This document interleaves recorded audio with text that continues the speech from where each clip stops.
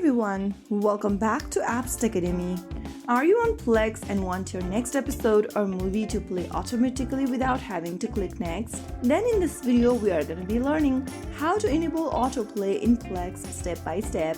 First things first, open the Plex application on your smartphone or your tablets and log into your account. From the home page of Plex, go ahead and click on your profile icon at the top right corner, and from the expanded menu click on Settings. Inside the Settings menu, go ahead and click on Player Experience.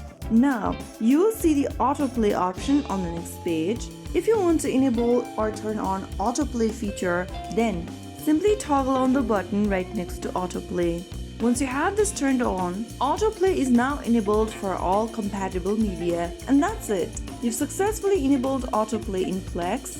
Now you can enjoy uninterrupted binge watching. Next episodes or movies will play automatically, making your viewing experience smoother. So that is how it's super easily done. If you found the video helpful, don't forget to like, share and subscribe to our channel. I will be back again in the next episode. Thank you for watching.